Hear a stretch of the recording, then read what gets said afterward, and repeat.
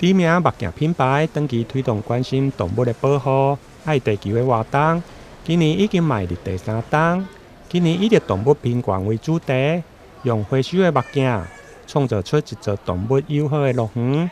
配合下午首次刷到台南来展出，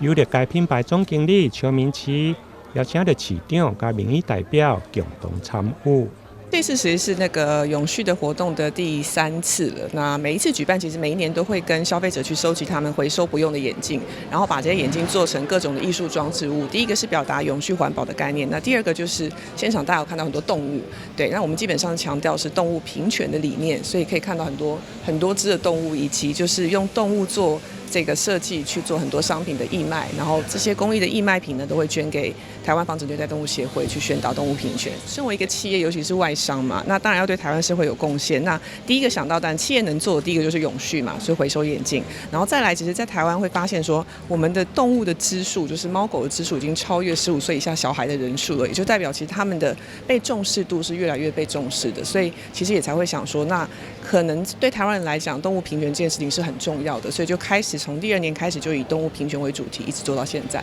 我觉得其实这些废弃的镜架要到哪去？谢谢 Jeans 能够经过大家的一起努力，能废镜能够收集起来，然后能够做出一些非常好看的这个这个文创产品。那我相信也期待大家一定要去买，买了一举恩得。第一个是它的产品具有许多创意，第二个它的产品解决了很多废弃眼镜的问题，第3个收益还会捐助给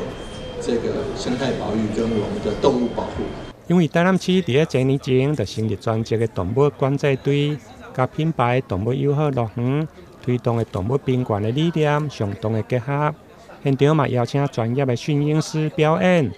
伫驯养师的指导下，市长黄伟哲加入品牌总经理，嘛第一次甲老鹰展开亲密的互动。这座动物友好的乐园，除了用25000支回收的目镜创作一面的涂鸦墙，另外现场还有大型的保育类动物公仔，以及快闪易卖店，阁是个文创商品。活动对今日起一直等到10月27日，日议未所得，嘛将关乎台湾防止虐待动物协会。台南新闻林根采访报道。